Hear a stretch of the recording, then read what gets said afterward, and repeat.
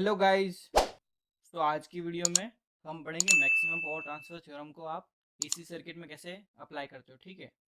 और इसके जो क्वेश्चंस होंगे यानी जो न्यूमेरिकल सेक्शन होगा वो मैं आपको देखो जेबी गुप्ता के में जो क्वेश्चन दे रखे हैं मैक्सिमम पावर ट्रांसफर थ्योरम के, वो क्वेश्चन मैं करवाऊंगा, तो उसकी लिंक आपको मैं डिस्क्रिप्शन में दे दूंगा, तो वहाँ से आप न्यूमेरिकल प्रैक्टिस कर सकते हो। तो चलिए स्टार्ट करते हैं। सो देखो, एक मैंने ये सिंपल एक एसी सर्किट लिया है, ठीक है। इसमें देखो जेड टी एच आपका क्या हो गया, थेवेनिन इम्पेडेंस हो गया। और ये आर एल एंड एक्सएल ये एक आपका लोड इम्पेडेंस है। और वी टी एच आपका थेवेनिन वोल्टेज। तो देखो आपको यहाँ पे अगर ये देख लो जेड टी एच, ठीक है, तो इसकी अगर वैल्यू क्या होगी, सिंपल जो भी आपका थेवेनिन रेजिस्टेंस है प्लस जो भी आपका थेवेनिन रिएक्टेंस है। क्लियर है। अब देखो सपोज करो ये जो सर्किट है इसमें आपका करंट फ्लो हो रहा है आई, ठीक है। अब आप अगर देखो इस करंट की वैल्यू लिखना चाहो तो कैसे लिखोगे, आई इक्वल्स टू जो भी आपका वोल्टेज है, ठीक है, डिवाइडेड बाय जो भी सर्किट का आपका इम्पेडेंस है। क्लियर है। तो देखो मैं क्या कर रहा हूँ, सर्किट का जो इम्पेडेंस है उसका मैग्नीट्यूड लिख रहा हूँ, ठीक है, डायरेक्ट। तो ये हो जाएगा देखो R T H plus R L, यानी जो रियल पार्ट है उसको एक साथ ले लिया, इसका स्क्वायर, प्लस जो आपका रिएक्टिव पार्ट है आपको वो हो जाएगा x T H plus X L का होल स्क्वायर, ठीक है। एंड ये पोर्शन आपका किस में आएगा, रूट में आएगा। मैग्नीट्यूड निकाला है ना मैंने जेड का, ये आपके जेड का मैग्नीट्यूड होगा, ठीक है। वरना नॉर्मल क्या होता, R T H plus R L plus J X T H plus X L. तो ये देखो ये आपका है करंट का मैग्नीट्यूड, ठीक है। अब देखो अगर मैं पावर बताऊँ, ठीक है, सिंस आप क्या पढ़ रहे हो, maximum power power transfer theorem. Clear है। तो देखो ये जो लोड है इसमें हम पावर देखते हैं, तो पी एट एल यानी लोड। अब देखो ये लोड है, इस लोड में आपका पावर कंज्यूम कौन करेगा, आपका सिर्फ एक रेजिस्टेंस ही तो कंज्यूम करेगा। इंडक्टेंस तो सिर्फ क्या करता है, एनर्जी को स्टोर करता है। तो अगर जो पावर जो भी कंज्यूम होगी आपकी, तो वो क्या होगी, आई स्क्वायर इंटू आर एल, ठीक है। तो अब देखो सिंपल, ये तो पावर निकल गई। अब देखो पावर में ये करंट की वैल्यू रखते हैं, तो देखो पी एल की वैल्यू क्या हो जाएगी, वी टी एच का स्क्वायर, सिंस करंट का स्क्वायर है इसलिए, ठीक है, डिवाइडेड बाय। अब देखो ये जो करंट में जो रूट वाला पार्ट है वो हट जाएगा, स्क्वायर है इसलिए। तो ये हो जाएगा R T H plus R L का whole square plus X T H plus XL का होल स्क्वायर, ठीक है। एंड इसमें देखो ऊपर आर एल से भी ये मल्टीप्लाई होगा, ठीक है। तो ये आपका आर एल, तो ये आपकी निकल गई पावर जो आपके लोड के पास जाएगी, ठीक है। अब देखो आपने मैक्सिमम और मिनिमम मैथ्स में पढ़ा होगा, ठीक है। तो वो हम किस लिए यूज़ करते हैं, किसी भी मैक्सिमम कंडीशन निकालनी हो या मिनिमम कंडीशन निकालनी हो, तो वो हम मैक्सिमम मिनिमम से निकालते हैं। तो देखो यहाँ पे पहले एक चीज़ आपको पता होनी चाहिए कि जब आप डिफ्रेंशिएशन करते हो D by D T of A by B, यानी कोई एक टर्म ऊपर है और एक टर्म नीचे, ठीक है, इसका अगर आपको डिफ्रेंशिएशन करना है तो आप देखो कैसे करते हो। सिंपल देखो, नीचे वाली टर्म एज इट इज, ऊपर वाले का डिफ्रेंशिएशन, ठीक है, माइनस। अब इस केस में क्या हो जाएगा, उल्टा हो जाएगा। इस केस में देखो ऊपर वाली term as it is and नीचे वाले का डिफ्रेंशिएशन, ठीक है। ये भी ये बेसिकली ये जो फॉर्मूला है ये आपका यूज हुआ है यहाँ पे, ठीक है। तो देखो केसेस लेके चलते हैं हम, ठीक है। अब देखो पहला केस लेते हैं, लेट्स से जो आपका लोड है, ठीक है, लोड आपका आर एल, लोड में ये रजिस्टिव वाला पार्ट, ठीक है, ये आपका वेरिएबल है, यानी इसकी वैल्यू आपकी चेंज हो सकती है। आपका जो एक्सएल है, ठीक है, यानी जो रिएक्टिव वाला पार्ट है वो आपका है फिक्स, वो चेंज नहीं होगा, ठीक है। अब देखो आपको निकालनी है कि मैक्सिमम पावर की कंडीशन क्या होगी, ठीक है, इस केस में जब आपका आर एल वेरिएबल है और एक्सएल फिक्स है। तो देखो सिंपल आर एल वेरिएबल है, तो हम क्या करते हैं, जो भी आपको पावर मिली, पावर की तो कंडीशन निकालनी है, तो इसको हम आर एल के रेस्पेक्ट में डिफ्रेंशिएशन करेंगे, ठीक है। फिर इसको हम जीरो के इक्वल पुट करेंगे, उसके बाद वहाँ से हम आर एल की वैल्यू निकाल सकते हैं, ठीक है, ये बेसिक हम करेंगे। तो देखो ये जो ये है पावर, ठीक है, इसको हम डिफ्रेंशिएशन करते हैं। तो देखो जैसे आप डिफ्रेंशिएशन करोगे तो क्या होगा, देखो पहले मैंने फॉर्मूला बता दिया, नीचे वाली टर्म क्या आएगी, एज इट इज़। तो देखो मैं नीचे वाली टर्म पहले एज इट इज़ लिखता हूँ, तो ये हो जाएगी देखो R T H plus R L का whole square plus X T H plus X L का होल स्क्वायर, ठीक है। इसको मैं बिग ब्रैकेट में डाल देता हूँ। अब देखो यहाँ पे किसका होगा, ऊपर वाली टर्म का डिफ्रेंशिएशन यानी ए का, तो इसका अगर मैं डिफ्रेंशिएशन करूंगा आर एल के रेस्पेक्ट में तो क्या हो जाएगा, ये आर एल क्या हो जाएगा 1, सिर्फ वी टी एच बचेगा। तो ये यहाँ पे आ जाएगा वी टी एच का स्क्वायर, ठीक है। देन माइनस, अब क्या होगा, ऊपर वाली टर्म एज इट इज लिखनी है मेरे को, तो ये लो वी टी एच का स्क्वायर डॉट आर एल। अब देखो ये जो नीचे वाली टर्म है इसका जो है ये कंप्लीट टर्म, ठीक है, इसका मेरे को डिफ्रेंशिएशन करना है आर एल के रेस्पेक्ट में।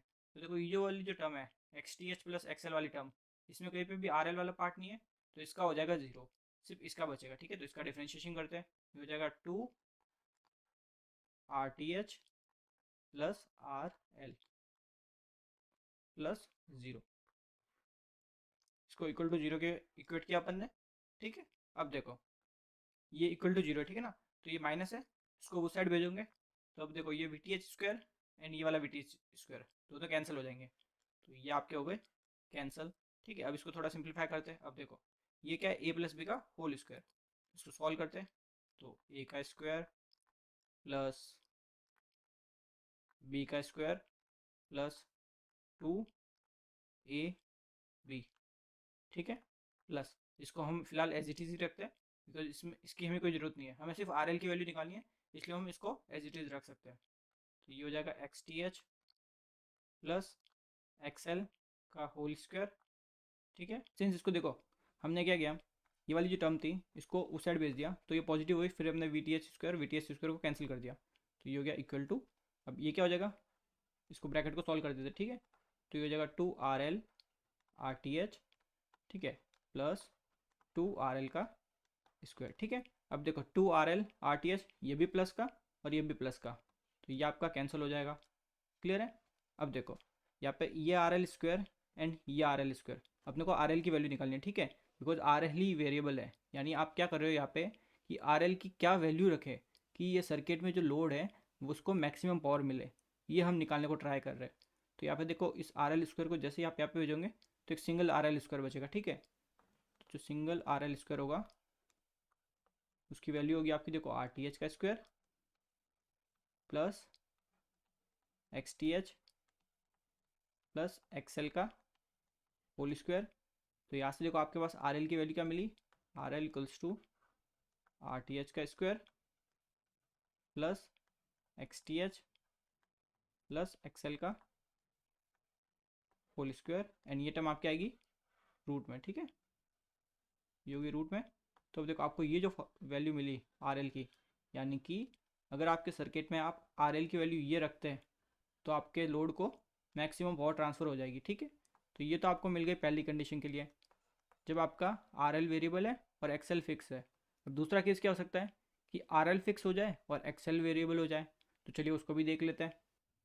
सो आप पहला केस समझ गए जिसमें आपने क्या किया था, देखो आर एल को आपने क्या किया वेरिएबल और एक्स एल को आपने फिक्स रखा, ठीक है। अब एक बार देखो जो पावर का लास्ट स्लाइड में जो फॉर्मूला था वो यहाँ पे नोट डाउन कर लेता हूँ। देखो फॉर्मूला क्या था, पी एल, ठीक है ना, लोड के क्रॉस, ये आपकी थी पावर। अब देखो जो दूसरा केस है हम उसमें क्या लेके चल रहे हैं, इफ़ आपको जो आर एल है इस केस में आर एल को आपने क्या कर दिया फिक्स, ठीक है, आर एल की वैल्यू फिक्स है वो चेंज नहीं हो रही, बट आपका जो एक्स एल है ये आपका वेरिएबल है, वेरिएबल, ठीक है। तो इस केस में देखो हम कंडीशन कैसे निकालेंगे मैक्सिमम पावर की, सिंपली देखो जो भी आपका पावर है, ठीक है, उसको आप एक्सेल के रेस्पेक्ट में डिफ्रेंशिएशन करोगे, बिकॉज एक्सेल वेरिएबल है ना, फिर उसको आप जीरो के इक्वेट करोगे और वहाँ से आप फिर एक्सेल की वैल्यू निकाल दोगे, और जो वैल्यू निकलेगी अगर उस वैल्यू को आप सर्किट में रखते हो तो वो आपको मैक्सिमम पावर ट्रांसफ़र होगी, ठीक है। तो देखो सिंपली इसका डिफ्रेंशिएशन करते हैं।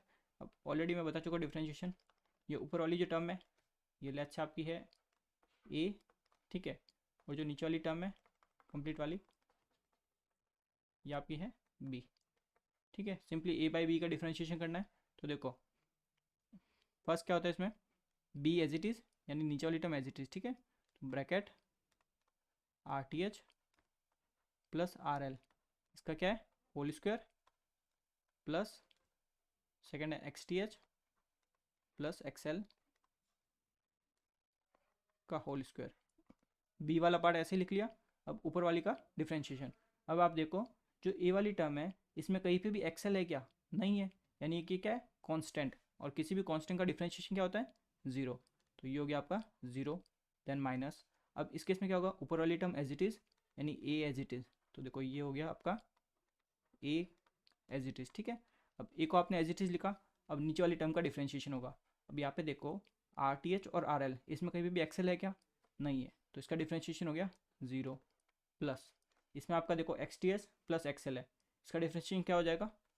2 X T H plus XL, ठीक है। अब इसको क्या करोगे? 0 के इक्वल पुट करोगे। देखो ये वाली टर्म तो आपकी 0 हो गई। अब यहाँ से आप देखते हो तो आपको पता चला कि X T H plus XL equals to 0। और यहाँ से आप जैसे देखो कंडीशन निकालते हो तो क्या आता है कि एक्सेल की वैल्यू आपकी होनी चाहिए minus of X T H. तो ये आपको मिली दूसरी कंडीशन, जब आपका एक्सेल क्या है? वेरिएबल, और आर आपका फिक्स, ठीक है। ये कंडीशन भी आपको इंपॉर्टेंट है। अब देखो तीसरा केस लेके चलते हैं। इफ़ आपका सर्किट में बोला है, आपको सिर्फ ऐसा बोला सर्किट में कि आपका लोड इम्पेडेंस वेरिएबल है, तो इसका मतलब वो आर एल और एक्सएल दोनों वेरिएबल है, ठीक है। तो ये वाला केस होगा लोड इम्पेडेंस वेरिएबल वाला। जेड एल वेरिएबल, तो जेड एल वेरिएबल इसका मतलब आपका आर एल, ठीक है, और आपका एक्सएल दोनों आपके क्या है? वेरिएबल, वेरिएबल, ठीक है। अब देखो फर्स्ट केस आपने आर एल के लिए देखी, सेकंड केस देखा आपने एक्सएल के लिए। अब सिंस जेड एल वेरिएबल है, यानी कि इस केस में आपको दोनों कंडीशन लेनी पड़ेगी, तो इस केस में दोनों कंडीशन सेटिस्फाई होगी। तो देखो फर्स्ट केस वाली कंडीशन क्या थी? R L equals to R T H का square plus X T H plus XL का होल स्क्वायर, एंड ये टर्म आपकी रूट में। तो ये तो आपकी हो गई पहली कंडीशन, ठीक है, जो सेटिस्फाई होनी चाहिए सर्किट में। दूसरी कंडीशन है कि आपका जो एक्सएल है उसकी वैल्यू होनी चाहिए minus of X T H. दोनों कंडीशन सेटिस्फाई होनी चाहिए, ठीक है। थर्ड केस के लिए जब आप क्या करते हो, XL equal to minus of X T H रखते हो आर एल में, ठीक है। इसको जैसे आप यहाँ पे रखोगे तो यहाँ से आपको पता चला देयरफॉर आर एल की वैल्यू होनी चाहिए आपके आर टी एच के इक्वल, ठीक है। तो ये कंडीशन हो जाएगी बिकॉज ये वाला पार्ट 0 हो जाएगा ना जैसे ये रखोगे। और दूसरी आपकी हो गई XL equals to minus of X T H. देखो या तो आपको कंडीशन ऐसे पूछेगा क्वेश्चन में, ठीक है, और नॉर्मली जो आप देखते हो पेपर में उसमें देखो कैसा होता है। देखो आपको पता है कि जेड टी एच की वैल्यू क्या होगी, क्या होती है बेसिकली आपको पता ही है, ठीक है। होती है आपकी are T H plus J X T H, ठीक है। अब देखो जो कंडीशन निकली उस कंडीशन से आप जेड एल की वैल्यू लिखो, तो जेड एल की वैल्यू क्या होगी? देखो आर एल, तो ये होगी आर एल, ठीक है। और यहाँ से आप देख सकते हो माइनस का जे एक्स एल। तो देखो एक तो आप ये कंडीशन देखो और आप ये दोनों देखो, ठीक है, इम्पेडेंस की फॉर्म लिख रखी है। अब देखो यहाँ से आपको सीधा पता चल रहा है कि आपका जो जेड एल है उसकी वैल्यू है conjugate of Z T H, ठीक है। तो ये कंडीशन आपको मोस्टली बुक में दे रखी होती है, तो ये भी आपके लिए बहुत इंपॉर्टेंट है। अब देखो कॉन्जुगेट का मतलब क्या होता है कि कहीं पे अगर आपको प्लस जे लिखा है और उसका आपको कॉन्जुगेट निकालना है तो वो माइनस जे हो जाएगा, ठीक है। सिंपल प्लस जे माइनस जे हो जाता है और माइनस का जे प्लस जे हो जाता है। यहाँ तक क्लियर है? अब देखो आपने ये केस हो गया आपका, ये केस हो गया, एंड एक फर्स्ट केस हो गया, ठीक है। अब देखो पूछी क्या जाती है चीज़, आपने कंडीशन निकाली है तीनों केस में, ठीक है। मैक्सिमम पावर ट्रांसफर करने की कंडीशन निकाल दी। अब आपको ये पूछ ले कि कितनी मैक्सिमम पावर ट्रांसफर होगी वो बताइए। तो यानी कि आपको बोला कि आप ये बताइए कि पी एल मैक्स कितनी होगी, ठीक है, यानी कितनी मैक्सिमम पावर उस लोड को ट्रांसफर होगी ये आप बता दीजिए मैं। तो देखो जेड एल आपका वेरिएबल है, ठीक है। तो जैसे जेड एल वेरिएबल है तो ये दो कंडीशन मिल गई आपको, ठीक है। इस कंडीशन को क्या करिए, इसमें पुट करिए पावर की इक्वेशन में। तो जैसे पुट करते हो ये वाला पार्ट आपका क्या हो जाएगा? 0, ठीक है। और यहाँ पे ये दोनों सेम है तो ये आपको हो जाएगा देखो वी टी एच का स्क्वायर, ठीक है, multiply R L divided by, अब देखो सेम है तो are L plus R L का होल स्क्वायर, ठीक है। तो ये आपको मिल जाएगा देखो वी टी एच का स्क्वायर डिवाइडेड बाय, ये आपका देखो एक आर एल कट जाएगा, ठीक है। तो ये हो जाएगा 4 टाइम्स ऑफ आर एल। अब देखो ये जो फॉर्मूला मिला ये आपके लिए बहुत ज़्यादा इंपॉर्टेंट है, क्लियर है? ये आपके लिए बहुत इंपॉर्टेंट है, we T H square upon 4 R L. अगर देखो आपको सर्किट में लोड रेजिस्टेंस नहीं दे रखा तो वहाँ पे आप डायरेक्ट RTH भी यूज़ कर सकते हो, ठीक है। इसकी जगह आप RTH भी यूज़ कर सकते हो, बिकॉज मोस्टली क्वेश्चन में आपको RTH दे रखा होगा और आपको P मैक्स पूछा होगा, ठीक है। तो इसकी जगह आप RTH भी रख सकते हो, बिकॉज दोनों वैल्यू सेम होती है मैक्सिमम पावर की कंडीशन में। तो ये तो आपने निकाल दी मैक्सिमम पावर, ठीक है। 3 केस पड़े। अब एक और केस होता है, उसको भी आप देख लो। इसमें क्या देखो, सिंपली ये आपका कोई रेजिस्टेंस है, ये आपका कोई इंडक्टेंस है, और ये आपका थेवेनिन वोल्टेज। क्लियर है। ये आपका हो गया RTH, ये आपका हो गया XTH, ये आपका हो गया VTH। अब देखो इस कंडीशन में, इस केस में क्या है, बेसिकली सिंपल एक रेजिस्टेंस दे रखा है और ये वेरिएबल है। अब देखो इस केस में क्या पूछता है कि आप RL की वो वैल्यू बताइए जिस वैल्यू पे इसको मैक्सिमम पावर मिलना स्टार्ट हो जाएगी, ठीक है। तो देखो जब आपका फर्स्ट केस जो था उसमें क्या था, इसमें एक इंडक्टर भी था, ठीक है। तो फर्स्ट केस के अकॉर्डिंग जब RL की वैल्यू थी मैक्सिमम पावर ट्रांसफर करने की, ठीक है, वो क्या आई थी आपकी, याद ही होगी आपको, RTH का square plus XTH plus XL का होल स्क्वायर, एंड ये टर्म आपकी रूट में आ गई, ठीक है। बट देखो इस सर्किट के अकॉर्डिंग तो क्या है, एक्सएल वाला पार्ट ही नहीं है इसमें। इस सर्किट के अकॉर्डिंग आपका एक्सएल क्या है, 0। तो अब इस सर्किट के, इस पर्टिकुलर सर्किट के लिए, ठीक है, कंडीशन आपकी क्या बन जाएगी, RL इक्वल्स टू RTH का स्क्वायर प्लस XTH का स्क्वायर, एंड आपकी ये टर्म आपकी रूट में, ठीक है। तो ये फॉर्मूला भी आपके लिए बहुत इंपॉर्टेंट है। तो कभी कभार आपको क्या करेगा, सर्किट में लोड में जो देगा ना, लोड में सिर्फ आपको रेजिस्टेंस दे देगा, वहाँ पे इंडक्टेंस नहीं होगा, ठीक है। तो उस केस में आपकी ये वाली कंडीशन अप्लाई होगी मैक्सिमम पावर के लिए। सो देखो हमने टोटल 4 केस पढ़ लिए, ठीक है। मैक्सिमम पावर कैसे निकालनी है वो भी समझ ली, सारी डिफरेंट डिफरेंट केसेस में जो कंडीशन चाहिए वो भी समझ लिया हमने, ठीक है। तो एक बार इसकी समरी देख लेते हैं।